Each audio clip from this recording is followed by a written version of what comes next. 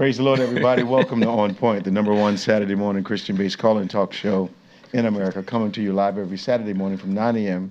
to 10 a.m. on any smart device at David G. Evans 1. That's at David G. Evans, the number one.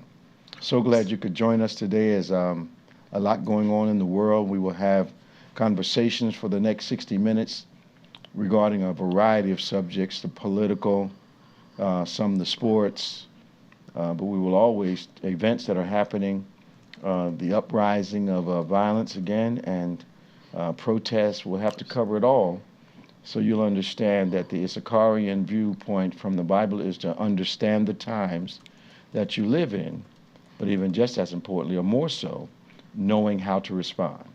The Bible says they understood the times and knew what to do. So we welcome your comments today, as you can follow us online at David G. Evans 1, I believe. You can give us a call toll-free 866-743-8267, 866-743-8267, 866-744-EVANS. Give us a call. We'd love to talk to you about what's on your mind today. So many things going on in the political arena, the public arena, so many things happening. We're going to have to broach some of those subjects today so you can be informed to understand biblically how we should respond to what we're seeing. We actually are experiencing a biblical illustration, and that is of an elected official at one point being influenced by an unelected official, or an official who has access to the palace based upon their relationship with the leader. Of course, we're looking at the illustration in the Bible of Ahab and Jezebel. Ahab is a king who, according to, as you read the Bible today, many of you will check as soon as we start having this conversation, you'll find that Ahab was a person that whined a lot. He was an individual that was quite insecure. He had great power, had great potential to do great things, but Ahab found himself being influenced to do, watch this now, things that were detrimental to the people that he ruled over. And it was such a problem, his moods were such a problem, that in one story, part of the story, Ahab is in his room sulking because he feels as though nobody understands him and everybody's against him. And Jezebel has to come in and kind of encourage him in his position. And watch this, she commits to doing for him what he is not in the mindset to do for himself at that point. He does not want to exercise his power as relates to what they feel or what she feels needs to be done. And all of a sudden, watch this, it allows Ahab to say yes to a decision that's going to hurt people, but not take responsibility for it. He's able to blame it on Jezebel. And we understand that Jezebel eventually, that there's a dissection there, and Jezebel ends up going too far. And all of a sudden, there appears to be a schism, a split, a divide between the two. Well, right now, we're going through a situation where an unelected official has been influencing an elected official, and in that context, has to come out of that is conflict. It is not enough in our lives as Christians to decide together who we don't like, especially if we have not had a real relationship with the person that we're suddenly friends with. I say all the time, all you have to do is take a hard look at the people you're comfortable with. Take an average of those people and their characteristics, and it will reveal to you who you are. If you look at the cabinet right now and what that cabinet consists of, that's the immediate circle. And that circle will reveal to you who the leader of that circle is. It happens in our lives and relationships. Remember when I was out in the street running crazy, I hung around other people that were doing the same type of thing I was doing. You could take an average of my associates and see. Many Christians in the body of Christ have a common enemy, surround themselves disliking that enemy and find themselves, if they looked at the people that they've encircled themselves with, that will tell them the average of them.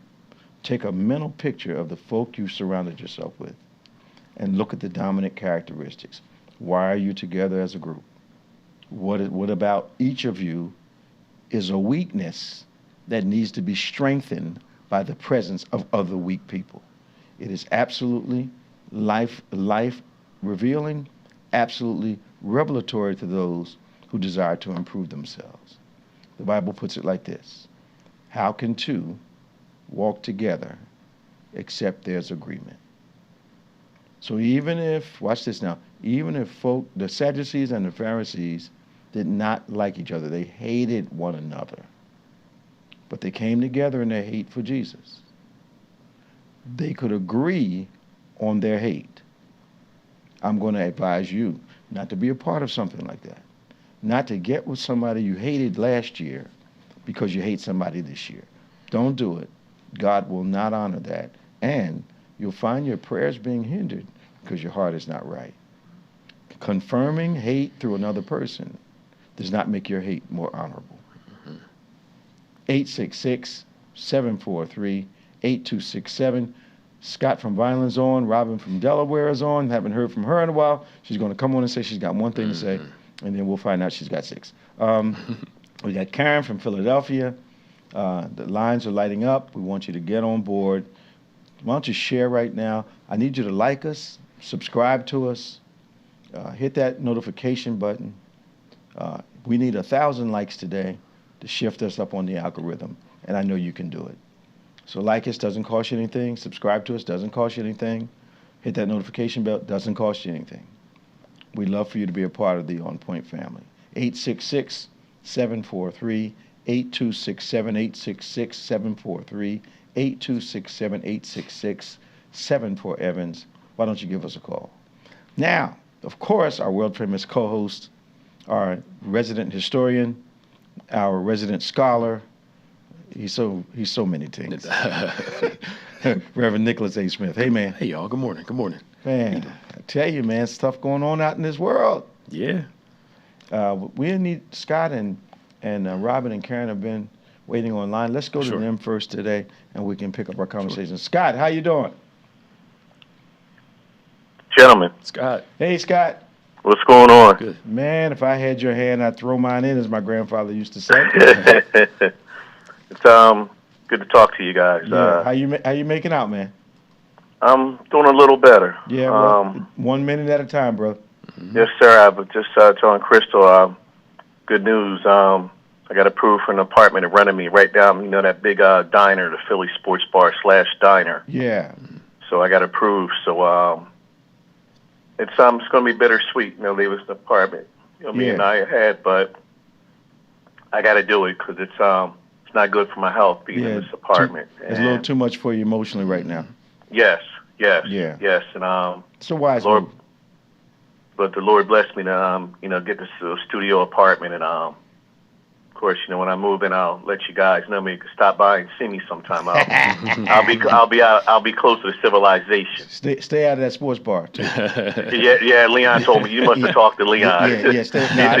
I haven't talked to Leon, but stay out of that sports bar. Yeah, he told me. He said sign a contract. So, that's right. But I can't thank him enough for my friend Steve Abbott from Woodbury. What Steve's been doing, taking my different appointments. He's the one I told you got let go from PNC, and he just got a lucrative job offer with New York Life. And Steve's a smart guy, a lot of studying with that company. But Steve's been taking the time to take me here, there, food shopping. So I'm grateful for everybody's support. You don't know you have friends till you're experiencing some trouble. Absolutely. That's when you better go on and preach, Bishop. Yeah, that's when you find out the real ones. The real ones come to your aid, and they ask you, what can I do for you? Yes. The false ones wait to be asked. Yes. You heard me say it live. You heard me say it on Point. Your real friends anticipate your needs and ask. Yes. The transactional friends wait until you ask them. Yes. There's a problem with that. Yes. So what else going on, man? How do you think about this? How do you think the Eagles season is shaping up? I'm kind of 50-50 with that question, if that makes any sense. Of course, it makes we lost perfect a lot sense of. To me. They lost a lot of good guys. Yes, they did. And a guy was and on the coaches. bus the other. Yeah. That's the hardship of having a good team. But it is, Pastor Nick. They feel they have the necessary pieces to still win. You think so? Yeah, because their offense is still the same. Okay. True. Defense, they only lost 2 guys. No, 3. 3 that were starters. Well, who they replace them with, though? They got in a couple of rookies, but they have so much depth on their team. Okay. So they may take a small hit. To me, the coordinators is going to be the biggest thing.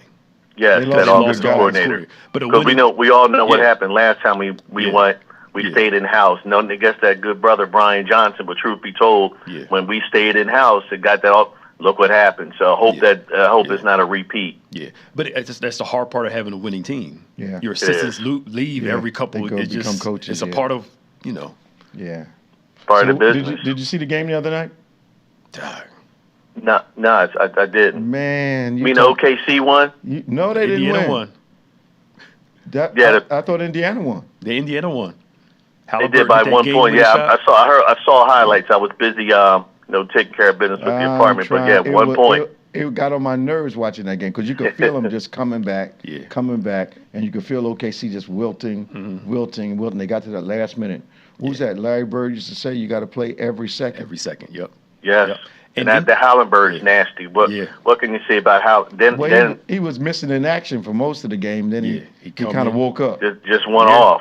And the crazy thing is they had Pacers had 25 turnovers that game. Wow. And they still won. Wow. They played sloppy for almost 3.5 quarters. I don't know whether they were sloppy or whether OKC has good defense. But however, the pressure, they weren't comfortable with the pressure the first half. Yeah. And they adjusted. And I think that's what a couple of the NBA analysts and people who played said. The difference was at the end of the game was experience. Where Carlisle has experience. Their team is more experienced than OKC. And their team based. Yeah. They don't buckle under pressure. No. They keep going until they figure it out. And that's a killer instinct. Yes. Scott, we got to let you go, man. Yeah. All right. Good talking to you. Talk to you now. 866-743-8267. This is On Point, the #1 Saturday morning Christian-based call and talk show in America, live every Saturday morning from 9 a.m. to 10 a.m. on any smart device at David G. Evans 1. We're so glad that you've joined us today. Like us if you will. Subscribe to us. Hit that notification button. We need 1,000 likes today. Influence the algorithm. Help us spread the On Point message. Let's go to Robin from Bear, Delaware. Hey, Robin. Hello, Robin. Boy. Good morning, Bishop and Pastor Nick. How y'all doing this morning? Welcome back home, girl. Yeah. How you doing? All right, how you doing? Look, Bishop and Pastor Nick, y'all know I love y'all with all my heart. Y'all are stuck with me until I leave this earth. So you got every word about me leaving. What's on your mind this morning? Well, first I wanted to say, Bishop, thank you again for those short messages that you be doing. That comes up on YouTube. I think they're on Facebook too, but what I've been doing is making up a playlist.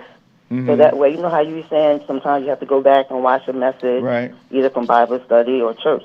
So what I've been doing is making a playlist, and the ones that I really need to watch, I, label them like maybe an awesome video or et cetera, et cetera.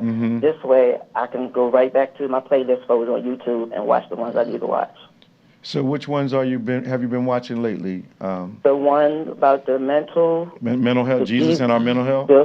Yes, the one on success. All the ones you've been doing, I've been watching those. Okay. They only 12 minutes, 10 minutes. Yeah. But they're really good. Stuff about change and all that good stuff.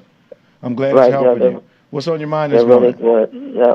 But I have a question. I don't know if you remember. You did this message this year. I can't think of the message right now, but it was something that you said, progression will come disguised as difficulty. Yes. Progress comes disguised as difficulty. So can you elaborate a little bit on that? I've been meaning to ask you about that. Well, a lot of times what happens is that, especially among spiritual people, if there's any difficulty in a process, we automatically lay the blame on the devil.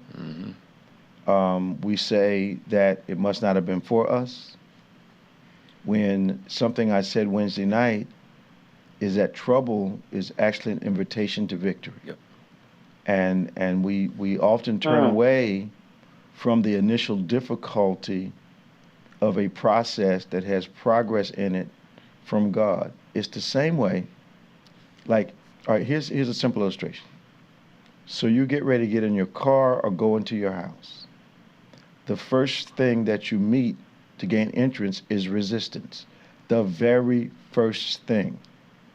But because you have the keys, because you have the key fob, you press your way, even though resistance is the first obstacle you have to overcome. So it's like that in the world. A lot of times, Christians will turn away from difficulty, especially if it's initial, and take that as a signal that God has not opened the way for us. Mm-hmm. That is not true. It took Egypt and the wilderness to get the promise. Mm-hmm. It takes walking through the valley in the shadow of death. Mm-hmm. We have this misapplication of difficulty in our process as Christians, and it defeats us far too often. Wow. That makes sense to you? Mm-hmm. It makes a lot of sense. At least I can watch this again on point and listen to that again. We want food, but we don't want to hunt. Mm-hmm. But we don't want to cook. Yeah, we don't. There you go. We want to eat, but we don't want to cook it. Watch this. Every miracle that Jesus performs requires a response from the person receiving the miracle. Mm-hmm. Suppose the blind man said, I don't want to do that. That seems hard. The guy that was told to wash in the pool, that seems ridiculously hard. Naaman actually almost missed it because he didn't like the difficulty. Why do I got to go dip 7 times in a dirty river? There's always an obstacle that people of faith resist, so they miss God at times. Yeah, that's true, Bishop. I mean, I'm a witness to that. I've done that in the past. But I'm sure. I've done that in the past. Yeah.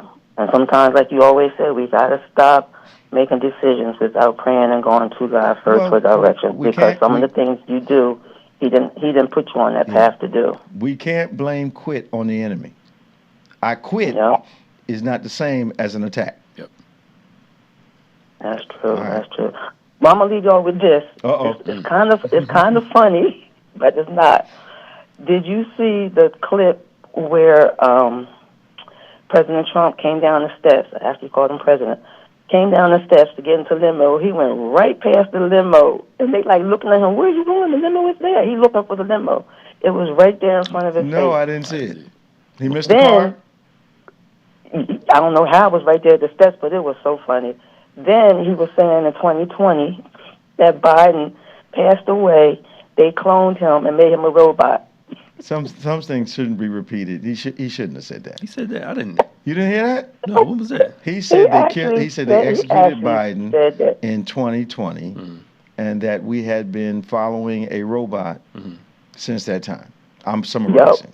I did not hear that. Artificial intelligence took Biden's place. He actually retweeted that. Yep. They cloned him. Well, some of his followers believe that stuff anyway. Well, I mean, the Q people probably might. Yeah. I do have a question about. Go ahead. Thank you, Robin. Thank you. Here's my. All right, y'all have a. See you soon. Okay, see you. President Biden's cancer diagnosis, and if he was sick during the presidency. Most presidents and most leaders keep that stuff private while they still do their thing. Sure. I don't understand the hoopla of everybody saying, well, let's investigate to see if the doctors lied and told us that he was fine while he was president.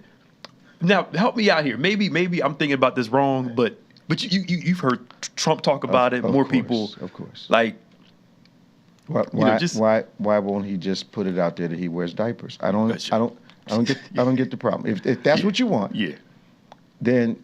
But what I've seen lately in our political arenas are this. In some cases, we accuse you of the very thing we're doing. That's true. Yeah. I've gotten so with this administration that if they accuse somebody of some illegality, it means he's already doing it. Right. And it's not illegal for a president to experience a sickness. No. And not tell people about it. Not at all. Not at all. Keep it within your circle. Not at all. And the team helps you do what you got to do. And the question I asked, first I was really concerned. Yeah. They said it's stage 4. I wondered, how long they knew. All right. Because they had to know. Because I think presidents are probably some of the most medically examined people alive. Absolutely. So I'm thinking that they knew, unless he has some kind of rare type of thing that spreads really fast. But I can see with the stress that office gives, I'm not surprised that more of them don't come under some kind of sickness. Woodrow Wilson was sick, I think they said, for the last couple of years of his presidency. And his wife helped run the government while he was sick. I'm sure. So it's like, maybe I'm just thinking about this too. Logically, it just... Well, that's the problem. Okay, that's true. You're right. My bad. We got Karen from Philadelphia. Yeah. I agree with you. Yeah. Hello, Karen. Yes, hello. Hi. Good morning. How are you? Good. Hi. This is Bishop? This is Bishop Pastor Nick. How you doing? Welcome to On Pointe. Hi. Good morning. How are you guys doing this morning? We're doing great. What's your comment today? I just have a statement about real estate. My sister, first of all, I had a dream that my sister was going to sell her house, and she did. And she sold it, like in the first week that she put it on the market. And she had like five or six offers on her home, and she got what she wanted. So, and I prayed for her to get what she wanted from her home. So, my thing is, I thank God that she sold her home, and you said when you pray for someone else, your blessing is coming also. So I thank God that she sold her house, and my blessing is coming also. So that's all I wanted to say. Well, thank you for giving us a call. Yes. We'll talk to you next time. Bye-bye. All right. Thank you. Go to Tom from Fort Lauderdale. Hey, Tom. Hello? Hey, Tom. How are you? Hey, pretty good. Pastor Nick? Yes, sir. Real quick, Pastor Nick asked about why a minute ago, about why they're so in on the president's health. That's why the 25th Amendment is there, because I believe under Wilson, his wife had taken over, and they weren't reporting. So in general, I agree with Pastor Nick. You don't need to know everything, but the reason that 25th Amendment was put in was because they wanted to make sure somebody had an eye on what was going on. Sure. Let me ask the next question. Was his wife doing a good job? Obviously. I think because nobody knew. Nobody knew. They thought it was him. So was she doing a good job? Basically. That's the $55,000 question. Was it going so well that they didn't suspect she was running the country? Right. Nobody knew. Something like that. But that's where it all comes from. Right. They were hiding that the guy was really sick. But it talks about the president, if the president is incapable of doing office. Yeah. But you can be sick and still run a business, run a family. Americans go to work every day not feeling well. Hello? Like, come on. Every day. Like, every day. It's like the guy that used to be at the excess position, and he went and didn't tell anybody, and they made a big deal out of that. But now they got a guy that has a substance problem. Yes. In the same seat. I actually think that's a DEI hire. Yeah. Oh yeah. Speaking of substance abuse. Didn't earn it. Didn't earn it, yeah. Yeah, he did. That's DEI. Didn't earn it. But what's that we've been saying for years? Who determines what? Yep. What else is on your mind today, Tom? They're saying today, these two good friends who are now fighting. One saying the other one. Were they ever good friends? Well, point being is that he's calling the one guy a drug addict. The other one's calling the other one a pedophile. These good friends know this about each other. Who's running the country? Well, I tell you what, Tom. My thinking is somewhat different from people at times. I thought that the insults they were throwing back and forward actually indicate the lack of restraint in revealing themselves to one another. I think that they both ignored what could be, and before they could really have a real relationship and trust each other, because I think it was around money and ego. Mm-hmm. I actually think that they were a little too common with one another. Mm-hmm. And with Musk having this technological advantage that he has, and him being behind the scenes, and him having an actual team in Social Security, there's a lot of stuff. Mm-hmm. And then, of course, he's hearing things, and we don't know who was in the administration who he had persuaded to keep him informed.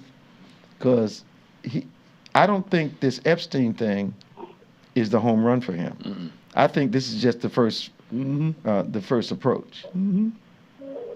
Yep. But I do think that Musk probably was a lot more secretive with Trump than Trump was with him. Oh yeah, I'm sure. And that's his nature. Yeah, because he tries to be impressive a lot. Tries to be impressive a lot, and it's almost I have a few people in my circle who don't know how to process care or concern, don't know how to process a good gesture towards them, and they have to kind of dog mark everything positive that you try to do for them. Yeah.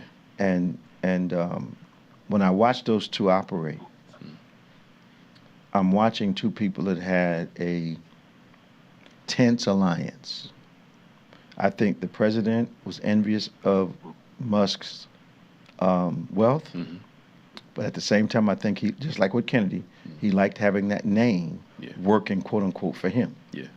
So there was an ego boost in the relationship. There was an ego boost in the relationship, and now we see that the tension in the relationship as it was is now exploding. Yeah. But I believe there was envy there for our president to him, because I was surprised he had somebody around him that was that much wealthier than he was. Yep. At the same time, Musk is getting like $80 million a day from the government, some crazy number, as relates to contracts.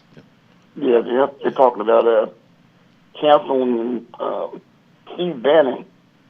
Those guys want to pull his contracts. The only problem is there's no high lift capabilities to get stuff up to those satellites without him. Yeah. We do need that guy. You gave him access, and now you need him. And he knows it. And he knows it. That's what he's saying. He said, he makes good rockets. Yes. He said, I helped get you elected. You wouldn't have got elected without me. Right. Because there's this buzz behind the scenes that because all this stuff that technology that Musk knows how to do, there's some stuff behind the scenes working to kind of help him get. Yeah. You know what I'm saying? Yeah. And you don't pay $288 million for a dinner. Yep. Yes. Okay. And a photo opportunity. I just that's. And the thing is, Musk knew that bill was going to hurt his business and the tariffs. I don't know why he thought, unless he thought he's going to do it to everybody else, but not to me. Yep. I think he thought he put Teflon. Yep. I don't think he thought it was going to hurt him as much. Well, there's a problem, and he seems unafraid. Nope, he is fine. So that means he's holding some cards. And if he starts telling what they asked him to do, I think the president's response is a little mild right now. It is. Almost as mild as his responses to Putin. Yeah. Which I've always thought meant that Putin had some leverage that was potentially embarrassing. Yep. And I think Musk now has some leverage that is potentially embarrassing. And he just let a little bit of it out with the Epstein thing. Yep. I think that's the only way you deal with our president. And yeah, but the guy lost $200 billion. You know, he lost a lot of money messing around with, and he donated what, $300 million? Almost 300. Yeah. Okay. Yep. And then people not buying Teslas. I heard the Tesla prices for the cars are going down. They would have people to. aren't buying them. They were already low. Yeah. But they would have to go down. Because folk are not, and I think that truck is ugly. It is horrendous looking. Oh yes. Oh my God. Are you surprised it took this long? It's just It's an eyesore. It is. It is. My kids love them. Mine too. I think they're my children love them. Horrible. The bishop. Yes. Are you surprised it took so long for these two to go at it? I thought they would fall out a lot sooner. I thought maybe a couple weeks after Musk got in the White House with the president, I thought the president's ego would not tolerate him getting more press and having authority until I realized that the president wanted him to do some dirty work that he was not going to take responsibility for. Mm-hmm. Yes. Yeah. And that's what happened. Soon as the dirty work was done, all of a sudden, okay, Elon, you can leave the White House now. Mm-hmm. Even though he was on a 90-day schedule. Yep. Okay, it's time for you to go. He didn't want him around for so long. Yeah. Because he didn't move out a little early. Yeah. Yeah, well, but I need you to do all this dirty stuff. Mm-hmm. Unemployed, I don't know how many people, what? Yeah. Thousands and thousands of people. Mm-hmm. Add to the unemployment numbers, and then I want you to leave. Yeah. And they did a thing on Doge cost cutting. Mm-hmm. They really didn't save any money at all. Nothing. Barely anything. And minor. Musk had something to say about that. He said, I went in, took all these people's jobs, shut down departments, shut down the AID thing, and here you go, adding $5 trillion to the. So it was for nothing. For nothing. Yep. But Republicans are big with. Oh, sorry, good time. Go ahead. He also took the electric provisions out for cars, which I think just blew it up. Well, I think he wanted a little more loyalty to his business. Yeah. Especially since his business does depend on a lot of grants coming from, for the space stuff, the car stuff. He is a lot of technology stuff. He did a lot of grants for his businesses. Mm-hmm. The estimate that I heard was $80 million a day. That's quite a bit of change if you ask me. $80 million. He's making almost as much money as you, Tom. Bishop, last week, Pastor Nick asked me a question. Quick answer. It was about the fluoride in the water down here. The governor did put that in the law, but it's a lot bigger than that. Down here in the southern part of Florida, it was a big fight about keeping it, but then the Congress down here decided they wanted it out for health reasons, and the governor did sign that, but he had full backing before he signed it. There was some other water controversy going on in the country. I understand there was an executive order, or that something was passed by the government where they were taking the restraints off polluting certain bodies of water in certain communities. Mm-hmm. And they were going to allow sewer water and other water to be treated now, and they took the EPA restrictions off. Mm-hmm. So now certain companies can pollute the streams and the water sources. And Bishop, I think what we're talking about more than anything is these plastics that we had controls on, that they're going to let the parts per billion go up. Absolutely. That's why sort of all to cost less to produce, ultimately impacting the bottom line. And I've said it over and over again. Pastor Nick has said it over and over again. They don't seem to care about the very people they need to get them elected. Mm-hmm. And because the public is so not naive, uncaring initially, because they just want change, whether it's a benefit or not. Mm-hmm. They're not thinking 10 years down the road. Yep. And it's not going to them and their children and their children's children start catching all these diseases. Yeah, that's true. Then it's going to be, what happened? Well, 10 years ago, you voted for people that took all these restraints away because they were too woke. Yep.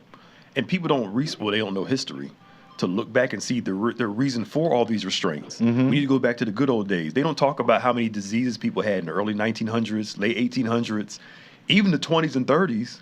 They had to put limitations in place so people could stop getting sick. Absolutely. But people do whatever they want to do. Like, but now the good old days is ethnic. It's not chemical or lifestyle. It's basically underneath all of that is an emotional rejection of the multiplicity of ethnicities in this country. That's what's that. We don't care if you give us cancer. We don't care if you give us diabetes. We don't care if the water's polluted, as long as we feel superior or separate from other people. But it's just not going to work. You know, you got. I saw something the other day, Tom, where they were saying that these contracts, these government contracts that they have now legislated against, and people are really, they need to cut these contracts. But 70% of the contracts go to white women. They don't. I totally believe it. I mean, don't think through that. You're saying, yay, they finally did it to them, but 70% of the contracts are white women. So what's there to celebrate? Because, a few black folk won't get, $1 billion worth of contracts? But you're missing out on $52 billion worth. You know what? Tom, thanks, man. Hey, take care. Talk to you. So I remember sitting in a board meeting. The bank will remain unidentified. I was at executive level in the bank, and we're approving. Of course, we finally approved or disapproved every loan, major loan. So the multi-million-dollar loans, those were the executive level. And I saw and witnessed redlining of certain communities. So, of course, I spoke up. But in the same meeting, I saw a guy who had just filed bankruptcy get a multi-million-dollar loan for his business. And when I asked, we just redlined these people, but you're giving this guy who just declared bankruptcy recently this loan for his company that he's going to start. They did everything but say that he was a white guy. So I'm sitting there waiting for them to finally say, all they could say is, well, he's a nice guy. The guy got millions of dollars because they liked him.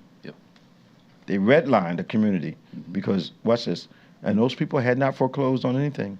They hadn't gone belly up. They'd always paid, but they redlined that community and gave this guy, where in the United States can a bankrupt guy, weeks after he files bankruptcy, go to a company, go to a bank and get a multi-million-dollar loan? Sounds like America to me. Yep. Who determines what? Who determines what?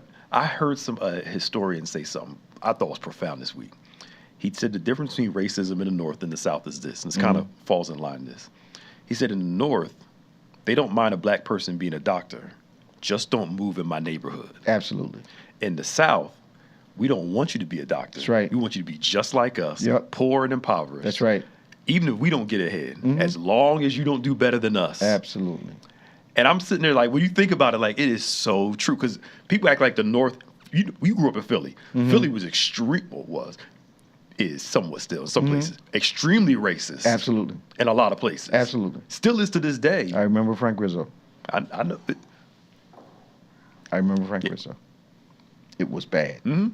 You could become bank president, you could become own your business, but stay in your community. Stay over there. And if you come in ours, we got a problem. Absolutely. We dare not move to the main line back when I was a boy. City Line Avenue was a dividing line. Invisible, very visible, but there was an invisible line there. You didn't move over there. There were little pockets in Ardmore, but as far as that whole Bala Kenwood piece, no, sir.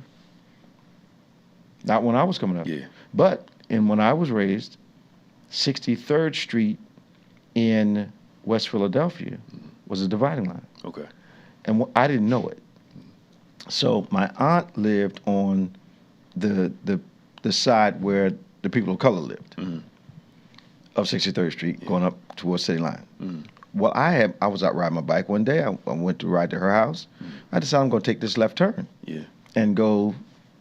I didn't know. Literally, I'm riding back because I got a couple looks, you know. Yeah. So I said, let me go back over, go to my Aunt Marva's house.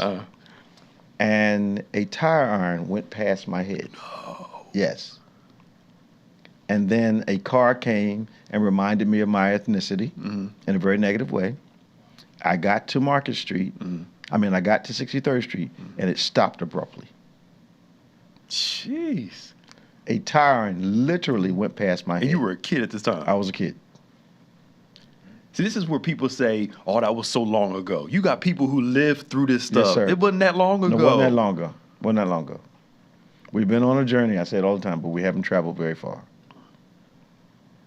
Okay, we're going to get our civil rights spirit riled up. We got Danny from Lauderhill. Hello, Danny. Bishop, Pastor Nick, how you doing? How you doing, man? Today? Okay, I just want to take a couple of minutes, and I got to go ahead and say this, is that thank you for putting the emphasis on the first Sunday. And I was telling Pastor Nick last week that I was looking forward to the first Sunday, and I see why after hearing what you did, and I have to compliment you and say, well, both of you, because your emphasis has been on making it plain, and I mean you made it plain last week. You really made it plain, and maybe you could explain some things to Pastor Nick. I'm gonna say that going back in time when the congregation would talk back to the pastor as he was preaching, make it plain, Reverend, make it plain. I mean, you were right on it. When you talked about, first of all, is the types of bread. You were telling it, breaking it down. I mean, you broke it down to the least common denominator. Everyone could understand what you were talking about, from manna to the Last Supper. That bread, yeah. That bread. That bread. And then it was good, and you brought a smile to my face when you broke it down. I mean, you said there was no expiration on that bread. That's right. It's everlasting. And then when I started laughing, when you started talking about the types of bread, you took us back. A lot of people didn't understand it, but coming up in the era that I did, that you and I did, where you talk about the different types of sandwiches. Oh, yeah. The choke sandwich. You know what a choke sandwich is? Chokes add peanut butter. Yeah. And you better have a glass of water. Something. It wasn't going to work. And then that peanut butter wasn't smooth back in the day. You get caught. And then, yeah, caught right. And then you had that cheese. That grilled cheese sandwich was something else. But one that you left out. Syrup sandwich? Yes, sir. Yeah, the syrup, but one that I had a quite some time had to deal with was the wish sandwich. The wish sandwich. I wish they had something to go in. I had something. Going between the bread. Oh, people don't understand. Like my children would not have a concept of how inventive, creative, and imaginative we had to be. Yes. Just to have a simple lunch. I mean, you look in the refrigerator, what do you have? Most of our kids would look, okay, there's no lunch meat, we can't make a sandwich. But back in those days, okay, no meat, but what else do we put on a sandwich? Mayonnaise. So get a mayonnaise sandwich, get a little something to drink. Yeah, man. Got through lunch. You had to be resilient. Absolutely. Some butter, some sugar. Tomato sandwiches. Yeah. I actually quite like that, man. My grandma, they grew up during the Depression, so you had put some mayonnaise on the bread, put some tomatoes on there. Yeah. Got some tomatoes. And it was actually really good. I was like, yo, this is... Look, tomato pie is good if you have to eat one. I've never had one before. Yeah, they're good, though. Okay. Yeah. Yeah, people, they don't understand, man. Yeah. But Bishop, you all keep on pressing with it because, you know, pastors or preachers are known by different sermons that they deliver. And then every time I look at Pastor Nick, I'm thinking about knocking at the door. Yeah. I mean, that's what I'm looking at him. Okay, I look at you. I used to think about you. I think some years ago, the wings of a dove. Yeah. Oh, yeah. Yeah. Now I have to go ahead and put that bread in there. Let me ask you a question, Dan. Let me ask you a question, Dan, before you go. How's my sister doing? Blessed and highly favored. Now, where are you in relation to Orlando? I'm about 300 miles distance. 300 miles. 3 hour drive. 3 hour drive. Okay. 3.5 hours. That's a long way. Okay. I know there's a few of you that live with about 10 or 15 minutes of each other. Yes, that's true. And what area is that? Okay, I'm west of Fort Lauderdale. Okay, so Fort Lauderdale is where you guys are. There's a bunch of you right around each other. Yes. It'll be like the center of everything, Fort Lauderdale. Then you have north would be like Palm Beach. South would be Dade County, Miami-Dade. Okay. Yes, I think he's close to Tom and the other lady. Yeah. I'm close to Tom. Mm-hmm. I'm west of Tom. Okay. Yeah. Okay. All right. Hey, Dan. Yes. Can you give your phone number to Crystal? Crystal, can you take his number for me? We'll do that. All right. Mm-hmm. Appreciate you, man. Talk to you soon. Okay. Y'all be blessed. Bye-bye. Bye-bye. Mm-hmm. So, what is your prognostication on this cat fight that's going on right now? I can't call it a dog fight because it's too petty. It's a cat fight, yeah. What is your prognostication on how this is going to turn out? How it's going to turn out? Trump supporters are going to be with him. And you already see his crowd turning on Musk. They're turning on Musk or they're turning on Trump? No, they're turning on Musk. Trump's crowd. His core crowd is turning on Musk. Okay. You know, he calls him mediocre Musk. And, you know, they all kind of go along with it. Got names. Nothing mediocre about him, but okay. Thank you. Right. Okay. That's our president of security coming out. I know. To me, it's not going to turn out well when two people of status and money are fighting. Mm-hmm. It's a bad look for the country. Absolutely. It's a bad look for the presidency. Absolutely. You know? Are they worried about that, though? But see, that's the logical people are worried about that. Okay. We're looking at it like this shouldn't be what we should be seeing from our president. Right. Even if a businessman does say something about you, the expectation for a president is different than... And is any other leader that you know of in contemporary times, have you seen them go through this type of fight? There have always been... Detractors, yes. Now, back in the 1800s, they would get in physical fights. One person got shot. So there was precedent different during those times.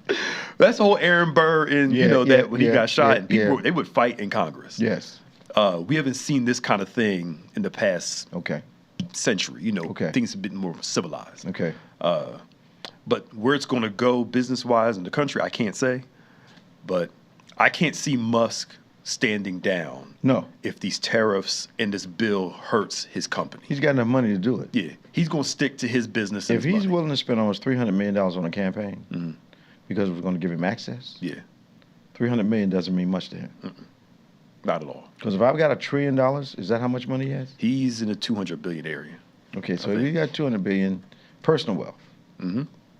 No, he's 387.9 billion. Okay. Whew. Okay. So 200 million to him is nothing. It's nothing. That's a rounding error for him. Mm-hmm. Wow. Mm-hmm. Wow. But now to me, now I mean, you can help me out here. I'm trying to be too deep here. This spirit of division that's hovering over this country. Mm-hmm. We're seeing it in politics. Mm-hmm. You know, I'm not going to get into it here on here. I'll tell you about it later. Some prophetic crowd had little fights this month. I hear. You hear about that? I heard something about that yesterday. Yeah, something's going on in the air. And if we believe, and you taught on it in spiritual warfare, we wrestle not against flesh and blood. Mm-hmm. There's some spiritual stuff going on behind the scenes that's causing even the saints to be. I don't understand though why. Publicly too. Yeah, I don't understand why. So if I disagree with you, am I so social media driven that I can't call you on the phone and say, look, can we have a conversation about X, Y, Z? Can you give me an understanding as to why you feel the way you feel? Why do we have to go to social media? Absolutely. Because I believe underneath the protests is desired to expand platform. Absolutely. Okay. Yep. Platform, attention, okay, yep. followers. Absolutely. Because if you go on every single podcast, every single thing talking about your issue with somebody and never talk to the person, there's a problem. And to me, we claim to be Christian. Let's talk about us. Mm-hmm. Where is the fruit of the Spirit? There is none. And meanness, being petty. It's not there. But something you said years ago about some not all, but some in the prophetic deliverance circle. They're being led by their wounds, and they're calling it God. Absolutely. More than they are being led by the Spirit. And now monetization and social media affirmation. Yep. Mm-hmm. Okay. Yep. It's another way to bring in everybody. Not everybody, but it's for us that are Christians, especially those of us that are preachers, it's undeniable that motivation, the call is including some other things. Now, I'm not talking about the God part. I know what you mean. The human part. It's including some other things. Yeah. And it's driving so much of our interpretation of God and the Lord told me. And I just... Inclination versus inspiration. There you go. And to me, a prophet, you're known more by what you don't say rather than stuff that you do say. Right. And then when you do say it, why can't you put the mic down or... The prophetic, there's some that I know. Yeah. They lose their restraint when they claim that office. Okay. You know, I can say whatever I feel. What the Bible calls it, presumption. Yep. But that's a whole nother conversation. It is a whole nother. And perhaps we can get someone on the phone and talk about the state of the prophetic. Okay. Especially as it relates not only to Christianity, but to politics. And see if we can't come to let our listeners know that there's, here may be a way you want to consider. Yep. Not telling people how to think. Sure. Yeah. But here's what we think is a balanced view. And that's all we want to do. Yep. A balanced view of what God is doing, what God is saying. Yeah. But the one thing we do know, it can contradict the principles of His Word. Okay. We're coming up on the end of another program. And I forgot too, June 10th, for those who live in New Jersey, the governor's primary. Yes. You talked about governor's primary is June 10th. We've got to get out and vote. We all know who came to see us. We know how critical this is. We do understand that the president's party, the candidate here, has stated unequivocally that he's going to input as much as the Project 2025, the president's program, in the state of New Jersey. So we want to stay, we want to be sure what we want to be an outcome. Because there's a lot of people right now that are sad, mad, depressed, trying to say they didn't vote for certain parts of this platform when that platform was fully revealed in Project 2025. Yes, sir. We're coming up on the end of another program. We're so glad that you joined us today. A few things we want you to know. Of course, tomorrow we have our virtual worship service at 8 o'clock. Our 11 o'clock service is live. We want you to come and be with us. We're going to find a wonderful series called Success Through Support. You don't want to miss it. Our convocation, Power of God 2025, is happening the 25th to the 27th of this month. You do not want to miss it. You want to go on our site at BBC of NJ, look at the lineup that we have. Our musical guests are John P. Key, J.J. Hairston and his group. Smokey Norfolk's going to be with us. We've got a group of pastors. We've got 65 or 66 classes for you to choose from in our schools of excellence during the day. Everything from pastors to executive pastors, creative fine arts.